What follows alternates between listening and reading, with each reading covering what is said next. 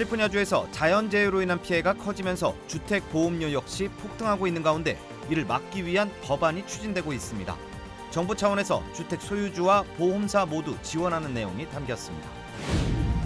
140만 달러 규모의 탈세 혐의를 받고 있는 조 바이든 대통령의 차남 헌터 바이든이 법원에서 무죄를 주장했습니다. 한국형 즉석 라면 조리기가 타인종들 사이에서 큰 인기를 끌고 있습니다. 새로운 한식 트렌드를 이끌고 있다는 분석입니다. 중남부 지역을 강타한 토네이도로 피해가 속출하고 있습니다. 단 몇 초 만에 건물이 파괴되는 모습도 잡혔습니다. 앞으로 30년 안에 100세 이상 인구가 4배 이상 늘어날 것이란 연구 결과가 발표됐습니다. 여러분 안녕하십니까? 1월 11일 첫 소식입니다. 지난달 미국 소비자 물가가 3% 중반대로 올라갔습니다. 물가 오름세가 둔화하다가 주춤한 건데요. 미국 기존금리 인하 시기가 늦춰질 수 있다는 전망이 나옵니다. 뉴욕에서 강나림 특파원입니다. 지난달 미국 소비자 물가 지수는 작년 같은 기간 대비 3.4% 올랐습니다.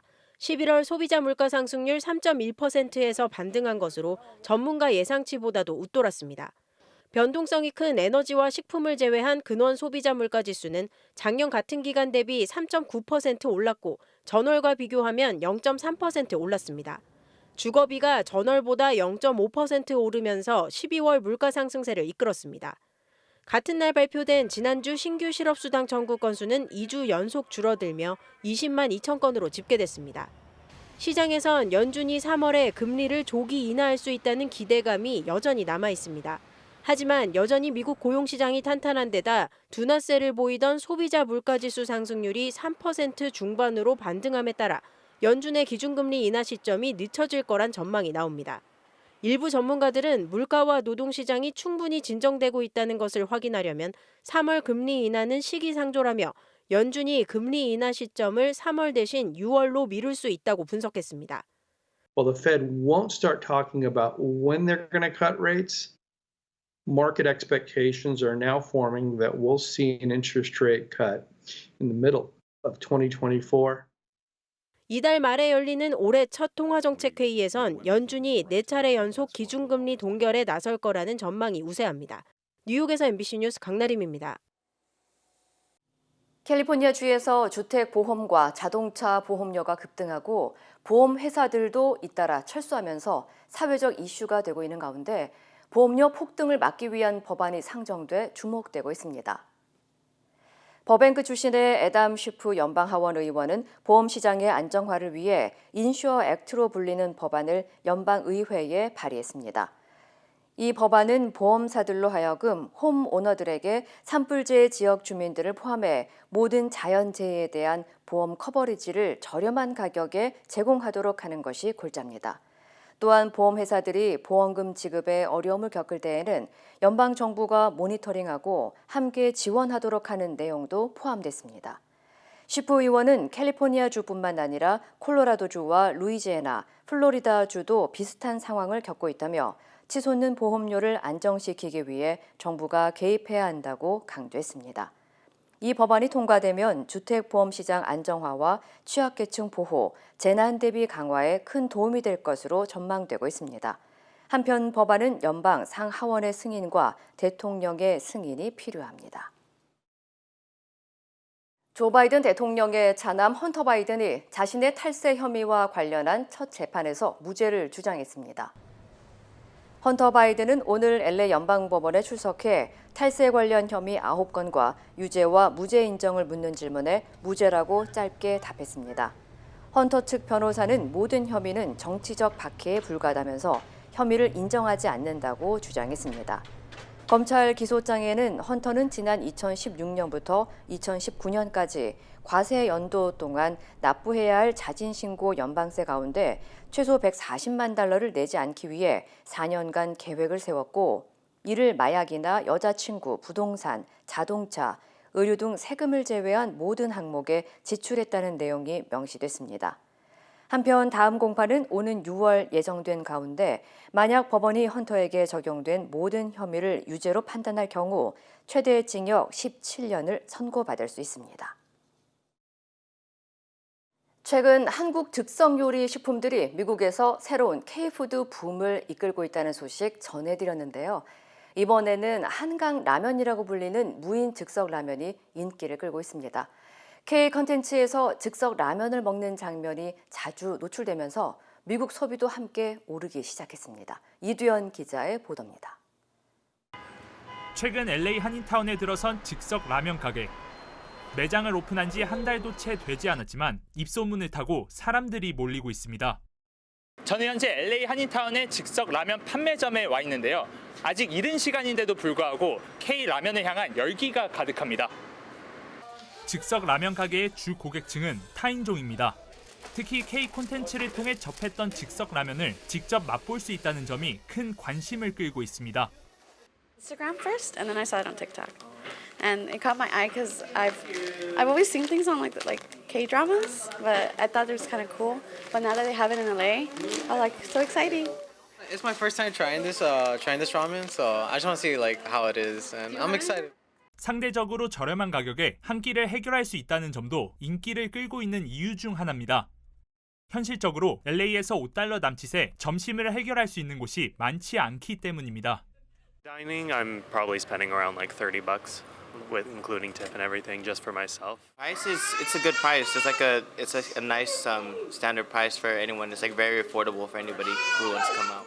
지난해 세계 한인 비즈니스 대회에서 처음 선보인 즉석 라면 조리기는 이 같은 인기에 힘입어 북미 시장 판도를 더욱 넓혀가고 있습니다. 작년에 그 한상 대회가 있었거든요. 그때 이제 거기 저희 가서 그분을 여기 사장님을 만나서 이제 좋은 취지를 맞춰가지고 같이 움직인 겁니다. LA가 특히 한국인들이 많아요. 그래서 한국의 비즈니스 하시는 분들이 이걸 많이 보셔가지고 외국인들한테 판매도 하시고 한국 제품, 한국 음식을 알리는 계기가 되었으면 좋겠습니다.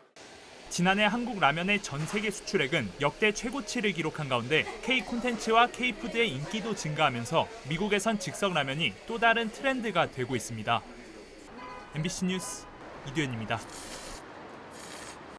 겨울 폭풍과 토네이도가 미 전역을 강타한 가운데 토네이도의 엄청난 위력을 보여주는 영상이 공개됐습니다.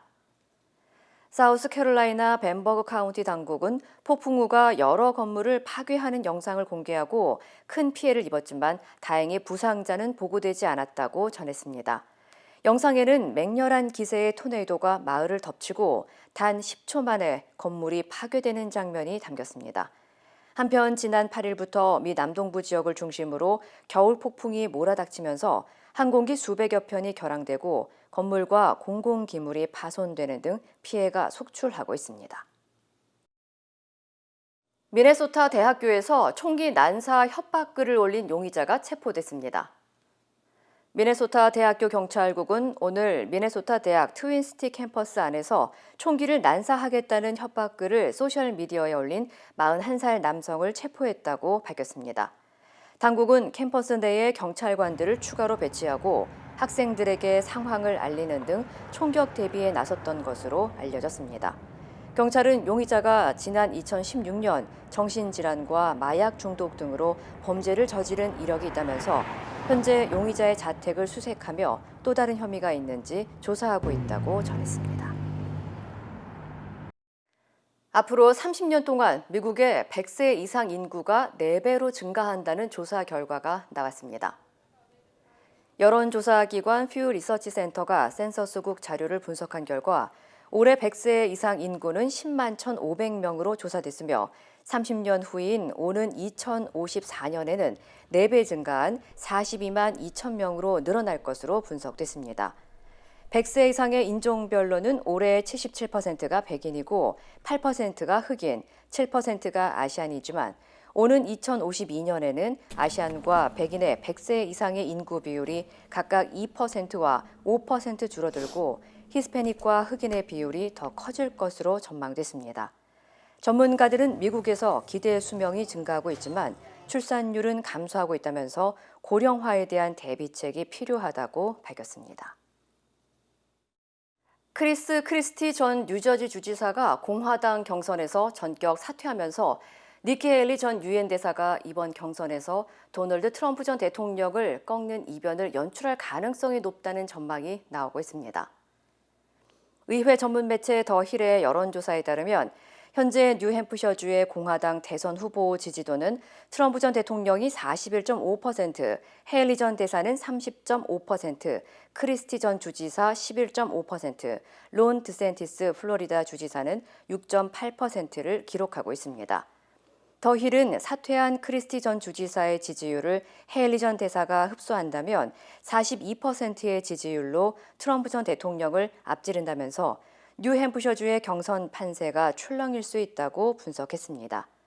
특히 헤일리 전 대사가 크리스티 전 주지사의 지지표를 상당 부분 흡수할 경우 상승세가 더 탄력을 받으면서 뉴햄프셔주에서 승리할 가능성이 높다고 진단했습니다.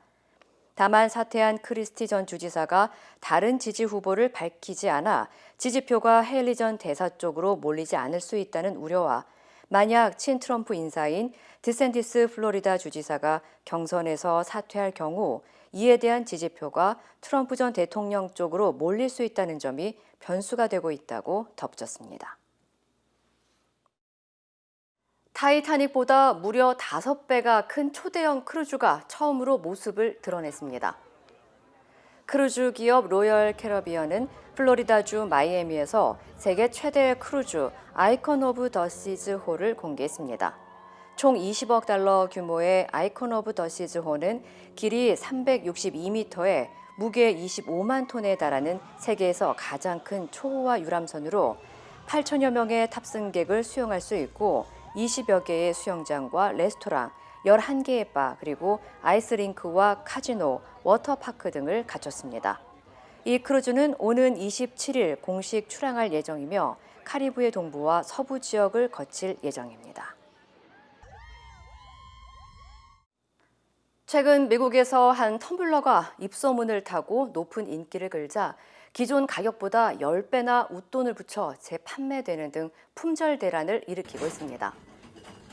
발렌타인데이를 맞아 스타벅스와 텀블러 제조사 스탠리가 협업해 만든 분홍색의 텀블러는 지난 연말 한정 판매 제품에 첫 선을 보인 뒤 텀블러가 입점된 타겟 매장에 판매 개시 전날 밤부터 캠핑을 서며 줄을 서는 소비자들이 목격되고 수많은 인파가 몰리는 등 진풍경이 벌어졌습니다.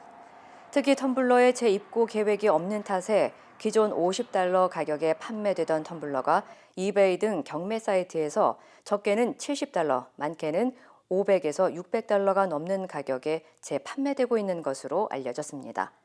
전문가들은 분홍 텀블러 품귀 현상에 대해 SNS의 영향 때문이라면서 여러 여성 유명인이 텀블러를 사용하는 모습을 SNS에 노출한 후 스탠리 텀블러가 일종의 패션 아이템이 됐고 특히 MZ세대 여성들이 이에 대한 모방 소비에 나서고 있기 때문이라고 분석했습니다. 이란이 호르무즈 해협에서 미국 유조선을 납포했다고 밝혔습니다. 가자지구 전쟁과 시리아, 친이란 시설 폭격 등에 대해 이란이 보복을 시작한 게 아니냐는 분석입니다. 신지영 기자입니다. 이란 해군이 현지 시각 11일 오전 걸프 해역과 이어진 오만만에서 미국 유조선 세인트 니콜라스호를 납포했다고 반관영 타스님 통신이 보도했습니다. 해당 유조선이 올해 이란의 석유를 훔쳐 미국에 제공했다는 겁니다. AP통신은 이 선박이 튀르키예 정유업체로 운송할 석유를 실으려고 이라크 바스라 인근 해상에 정박해 있었으며 이후 방향을 바꿔 이란의 반다르에 자스크로 향했다고 전했습니다. 외신들은 이번 납포를 이스라엘에 대한 이란의 보복 조치로 추정하고 있습니다. 그동안 이란은 가자지구 전쟁과 헤즈볼라 지휘관 폭사, 시리아 친이란 시설 폭격 등에 대해 강경 대응을 경고해왔습니다. 또 지난 3일 가셈 솔레이마니 이란 혁명수비대 사령관의 4주기 추모식에서 발생한 폭탄 테러 범인 중 한 명이 이스라엘계 출신이라고 밝히기도 했습니다. 이란은 부인하지만 예멘 반군이 사실상 이란의 지시로 홍해상을 지나는 상선들을 공격, 위협 중인 가운데 이란이 글로벌 교역 통로인 홍해와 호르무즈 해협의 통제권을 동시에 과시했다는 평가도 나옵니다. 미국은 이란의 행위를 비난하는 한편 유조선과 선원들을 즉시 석방할 것을 촉구했습니다. Iran and Iran-abled provocative actions like this are a menace to the global economy and it must cease. 걸프 해역과 오만만을 잇는 호르무즈 해협은 사우디아라비아와 이란, 아랍에미리트 등 주요 산유국의 해상 진출로로 전 세계 천연가스의 3분의 1, 석유의 6분의 1이 이곳을 지납니다. MBC 뉴스 신지영입니다. 이낙연 전 대표가 예고한 대로 더불어민주당을 탈당했습니다. 윤석열 정부를 검찰 독재로 이재명 대표의 민주당은 방탄으로 직격하며 신당 창당을 공식 선언했는데 제3지대 연대를 본격 추진하겠다는 뜻도 강조했습니다. 박윤수 기자입니다. 이낙연 전 대표는 민주당을 낯선 집이라 부르며 탈당을 선언했습니다. 민주당을 벗어나 새로운 위치에서 새로운 방식으로 대한민국에 봉사하는 새로운 길에 나서기로 했습니다. 민주당을 이긴 정당, 방탄 정당에 빗대고 이재명 대표의 사법 리스크를 거론하며 윤석열 정부의 검찰 폭주를 제어하지 못하고 있다고 날을 세웠습니다. 후목 불가조, 썩은 나무로는 조각을 할 수 없다는 말을 인용해 신당 창당을 발표하고 대통령 권력 분산을 위한 개헌을 내세웠습니다. 다당제 실현과 함께 개헌을 통해 분권형 대통령제를 도입했으면 합니다. 조정식 당 사무총장과 현역 의원 129명까지 나서 마지막까지 탈당을 만류했지만 이 전 대표는 결별을 선택했습니다. 탈당은 지금까지 쌓아온 모든 것을 무너뜨릴 것입니다. 당내에선 배신의 정치에 불과하다, 정치적 죽음의 길로 들어섰다는 등 격한 반응이 쏟아졌습니다. 친이낙연계 의원들조차 분열은 어떠한 이유로도 정당화될 수 없다고 가세했습니다. 아직 신당 합류를 선언한 현역 의원은 없지만 이 전 대표는 뜻을 같이 하는 사람이라면 누구라도 협력할 용의가 있다고 강조했습니다. MBC 뉴스 박윤수입니다. 한국에서 지난 2011년 처음 불거진 가습기 살균제 사태, 두 번째로 많이 팔린 가습기 메이트에 대해서 제조사와 판매사에게 유죄 판결이 나왔습니다. 13년 만에 나온 판결이지만 이미 1,200명 넘는 피해자가 숨졌습니다. 김지인 기자입니다.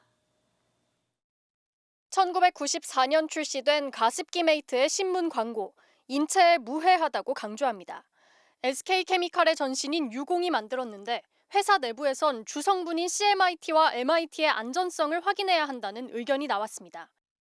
유공은 서울대학교에 시험을 의뢰했지만 결과를 받기도 전에 제품부터 팔았습니다. 1년 뒤 서울대는 추가 실험이 필요하다고 통보했지만 아무 조치도 없었습니다. SK케미칼이 사업을 넘겨받은 뒤에도 또 2002년 애경이 SK케미칼의 원료로 새 제품을 내놓을 때도 마찬가지였습니다. 2011년 불거진 가습기 살균제 사태 13년 만에 항소심 법원이 SK케미칼과 애경산업 전직 대표들에게 유죄를 선고했습니다. 1심 무죄 판결을 3년 만에 정반대로 뒤집고 각각 금고 4년형을 선고했습니다.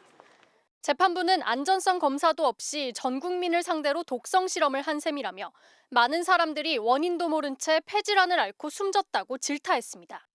특히 1심 법원은 CMIT, MIT 성분과 폐질환의 인과관계가 입증되지 않았다고 봤지만 항소심은 이 성분이 기도를 통해 폐에 도달할 수 있다는 국립환경과학원 연구 결과로 미뤄 폐질환 인과관계도 입증됐다고 판단했습니다.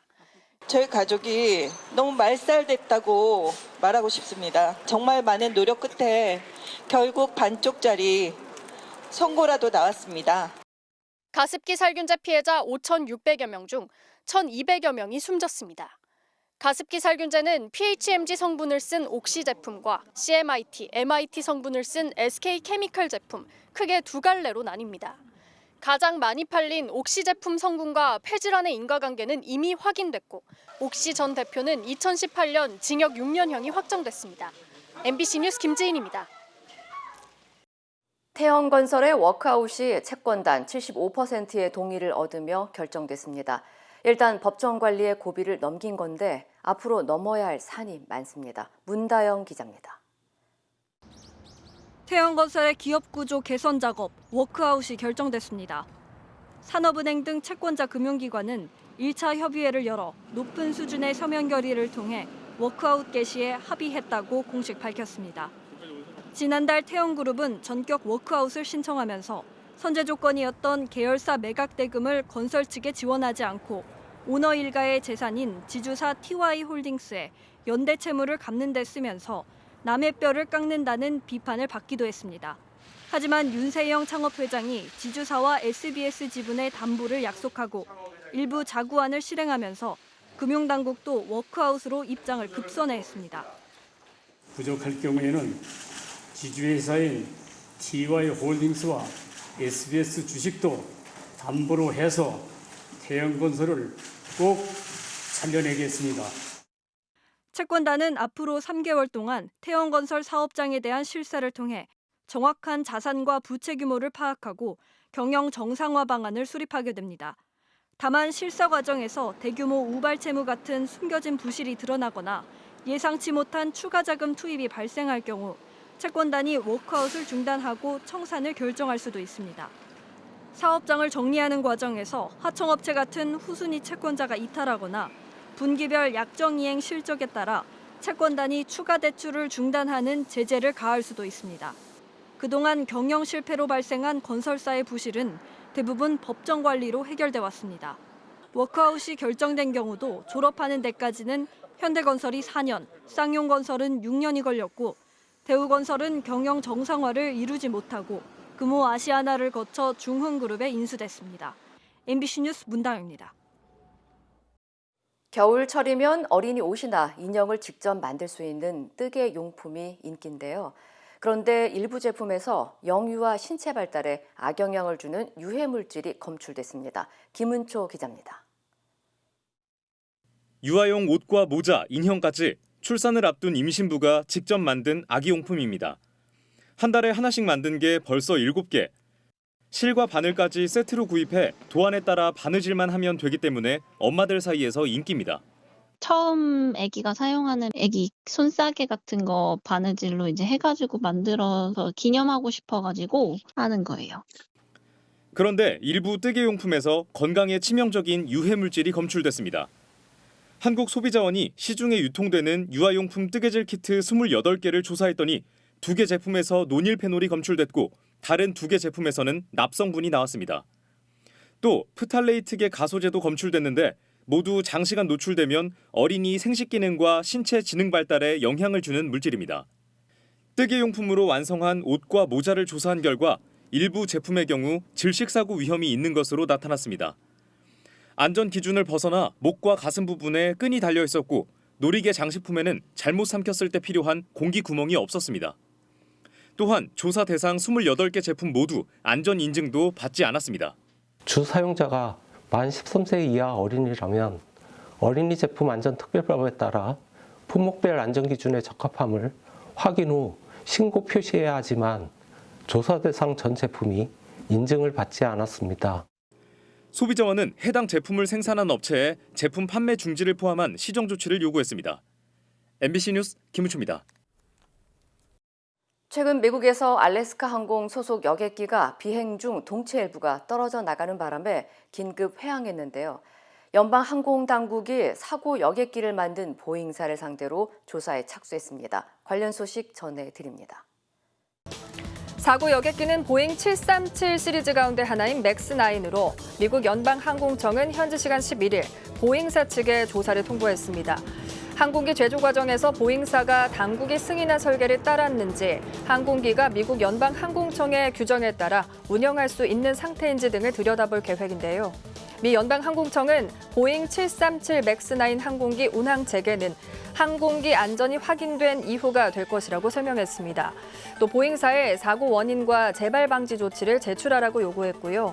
보잉사는 미국 연방항공청과 국가교통안전위원회 조사에 전적으로 협조하겠다는 성명을 냈습니다. 가톨릭 교회에서 신자들에게 특별한 영적 은혜를 베푸는 성스러운 해를 희년이라고 하는데요. 교황청이 2025년 희년에 맞춰 바티칸 성 베드로 대성전에 있는 거대한 구조물 발다키노 복원공사에 착수합니다.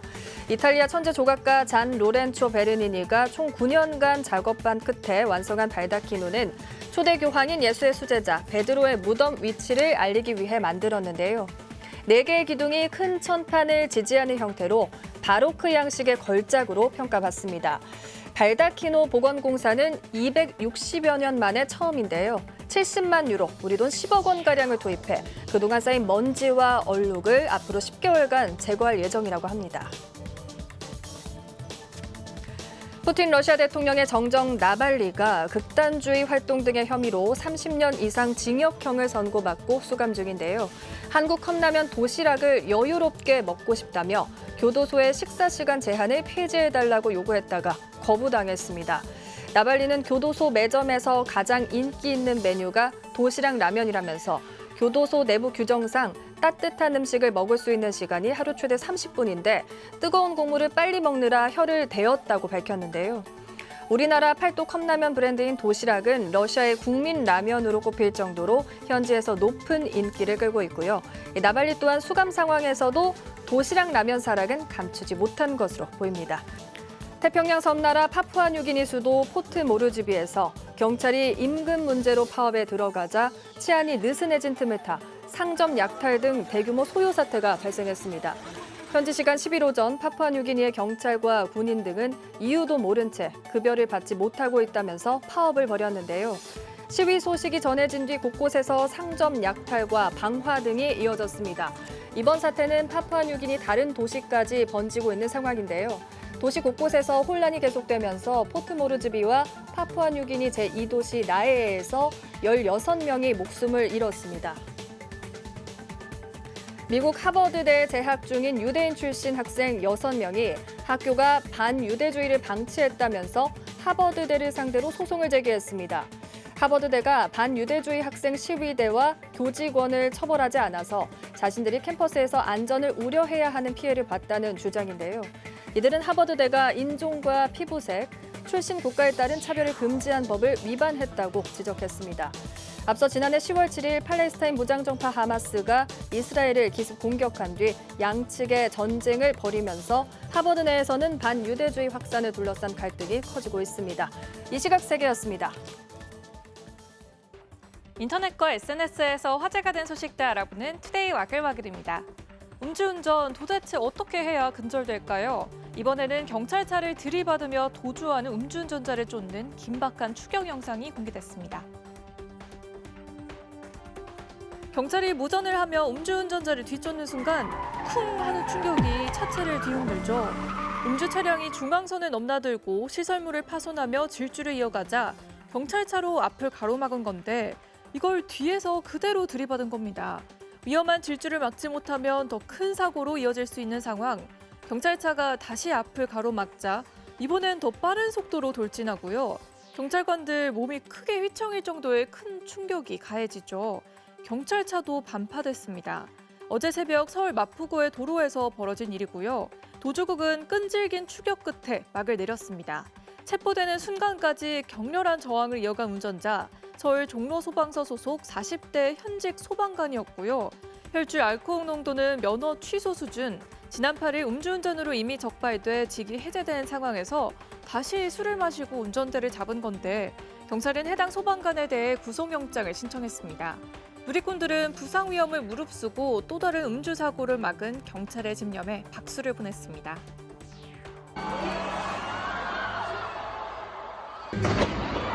두 줄기 불꽃이 무대로 떨어지자 곧이어 화려한 불꽃놀이가 시작됩니다. 형형색색의 불꽃이 실내를 수놓는데요. 화려한 불꽃쇼는 계속 이어지죠. 지난달 31일 밤부터 서울 롯데월드 어드벤처에서 열린 새해맞이 행사 모습인데요. 당시 현장에서 불꽃놀이를 즐긴 관람객들의 영상이 속속 전해지며 온라인에선 뒤늦게 논란이 불거졌습니다. 다시 한번 볼까요? 수많은 불꽃이 투명 지붕을 그대로 때리죠. 밖에서 촬영한 영상을 보니 불꽃이 마치 지붕을 뚫고 나올 것처럼 보이고요. 불꽃놀이가 끝나자 검게 그을린 모습도 포착됐습니다. 또 행사가 진행되는 동안 실내 연기도 자욱했는데요. 일부 누리꾼들은 불꽃에 깨질 지붕은 아니겠지만 실내에 많은 인파가 모여있는데 그리 안전해 보이지는 않는다. 불꽃놀이로 자욱한 실내 먼지 정말 괜찮은 거냐는 반응을 보였습니다. 미성년자에게 술을 팔아 영업 정지된 한 가게에서 현수막을 한 장 내걸었는데요. 주인의 울분이 고스란히 전해지는 내용에 누리꾼들의 관심이 집중됐습니다. 부산 연제구의 한 주점인데요. 가게 절반을 넘는 크기의 현수막이 내걸렸죠. 주류 할인 행사를 알리는 것 같은데 읽어보면 내용이 심상찮습니다. 가게에 누군가 미성년자를 투입했다. 돈 받고 처벌도 안 받은 미성년자 때문에 4명이 생계를 잃었다고 주장했는데요. 더 자세한 설명은 없지만 누리꾼들은 경쟁 업주가 돈을 써 일부러 미숙년자를 가게로 보냈고 이를 모른 채 술을 팔았다가 영업 정지 처분을 받은 걸로 추정했습니다. 식품위생법상 청소년에게 주류를 팔다 적발되면 영업 정지 같은 행정 처분을 받는데요. 청소년들은 이렇다 할 처벌을 받지 않다 보니 일부러 나이를 속이고 무전 취식을 시도하는 경우도 늘고 있고요. 실제 지난해 12월엔 16만 원어치 음식과 술을 시켜 먹은 청소년들이 영수증에 남긴 협박성 글이 논란이 되기도 했습니다. 누리꾼들은 현수막에서 주인의 분노가 느껴진다며 청소년 보호를 위한 법 규정이 청소년들의 일탈을 부추긴다면 문제라는 반응을 보였습니다. 아니, 이 남자 왜 항아리에 들어가 있죠? 하반신이 항아리에 꼭 끼어 있습니다. 표정을 보니 재미로 들어간 것 같긴 한데 문제는 나오질 못하고 있는 겁니다.